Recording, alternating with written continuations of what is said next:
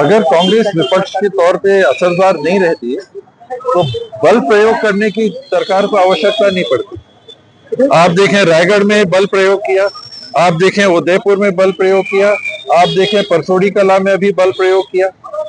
यहाँ पर आंदोलन हो रहा है कि आपने रेट इतने बढ़ा दिए, वहां बल प्रयोग किया।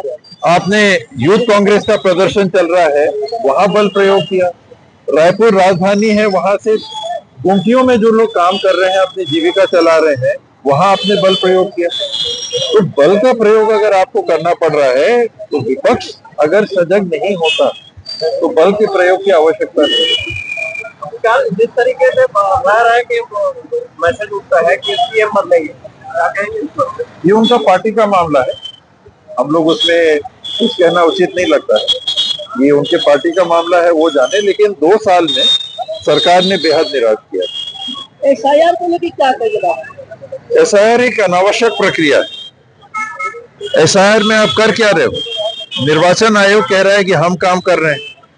हम काम किसके माध्यम से कर रहे हैं? बीएलओ के माध्यम से कर रहे हैं। बीएलओ जाके फॉर्म दे रहे हैं और फॉर्म लेके आ रहे हैं और भरवा भी रहे हैं और पावती भी नहीं दे रहे हैं कि अगर गलती हुई है तो हमारी कोई जवाबदारी। जहां तक मैंने सुना पावती नहीं के बराबर दे रहे हैं, यहाँ मुझे जानकारी नहीं है, नहीं दे रहे हैं, यहाँ भी पावती नहीं दे रहे। तो फॉर्म भरने का या वोटर लिस्ट में नाम जुड़वाने का काम किसका है? निर्वाचन आयोग का। नागरिक तो कुछ नहीं कर रहा है, आप उससे बाबूगिरी करवा रहे हो। जो फॉर्म मेरे को पढ़ के भरने में दिक्कत जा रही है वो आप सामान्य नागरिक से भरवा रहे हो।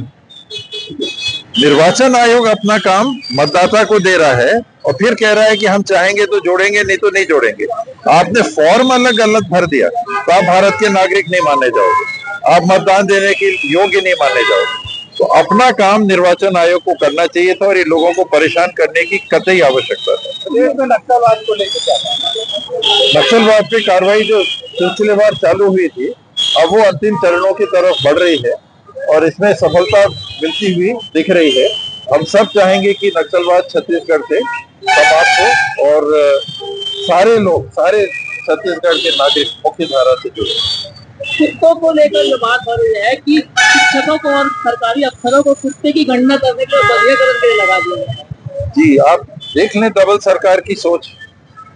2 साल में सरकार बच्चों की पढ़ाई को प्राथमिकता नहीं देती है, स्कूलों को बंद करती है, शिक्षकों को प्राथमिक शाला में एक हटाती है, एक शिक्षक माध्यमिक शाला में घटाती है और अब कह रहे हैं कि जो शिक्षक बचे हैं वो बच्चों को नहीं पढ़ाएंगे, कुत्तों की गिनती करेंगे। आप सोचो इनकी प्राथमिकता क्या है। आपके यहाँ के तो स्वयं मंत्री हैं, स्कूल शिक्षा के, इसी क्षेत्र के हैं। कैसी सोच है, मैं समझ नहीं पा रहा।